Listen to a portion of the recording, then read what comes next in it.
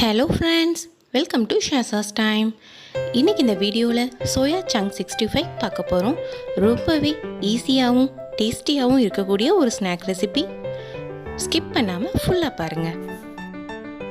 நான் ஒரு 200 கிராம் அளவுக்கு சோயா எடுத்திருக்கேன். சின்ன சைஸ் சோயா தான் இன்றைக்கி எடுத்திருக்கேன் நான்.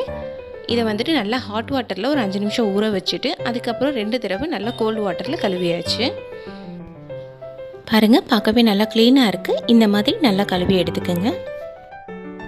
கழுவிட்டு நல்லா தண்ணி இல்லாத மாதிரி பிழிஞ்சு எடுத்துக்கணும். இப்போ இதில் தேவையான அளவு உப்பை ஆட் பண்ணிக்கலாம். 1 ஸ்பூன் மிளகாய்த்தூள் ஆட் பண்ணிக்கலாம்.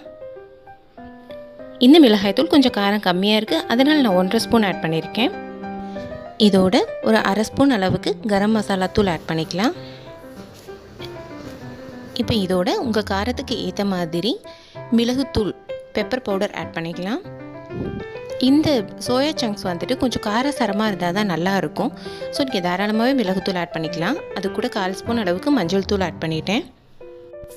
இதில் பாதி எலுமிச்சம்பழம் பிழிஞ்சு விட்டு நல்லா கலந்து வச்சுக்கலாம். இப்போ சேர்த்த எல்லா பொடிகளும் சோயா சங்க்ஸில் நல்லா கலக்கிற மாதிரி கலந்து விடுங்க.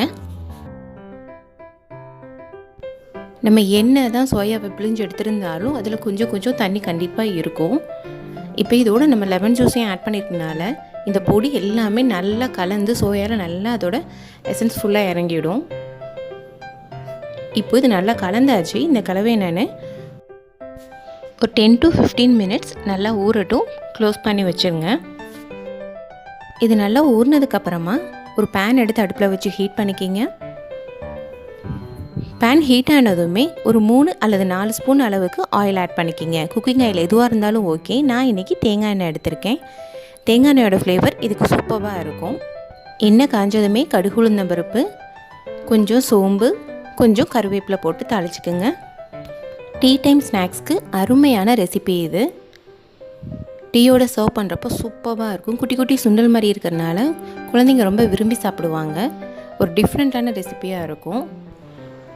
இப்போ இதில் ஊற வச்சுருந்த சோயாவை ஆட் பண்ணிக்கலாம்.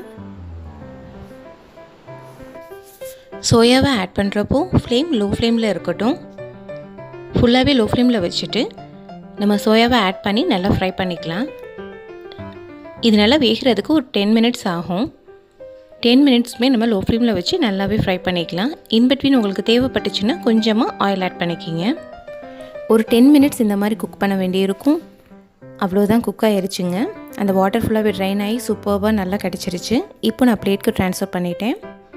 உங்களுக்கு இந்த ரெசிபி பிடிச்சிருக்குன்னு நம்புகிறேன். நம்ம சேனலை லைக் பண்ணிடுங்க, மறக்காமல் சப்ஸ்கிரைப் பண்ணிடுங்க. கூடவே வர பெல் பட்டனை கிளிக் பண்ணிடுங்க.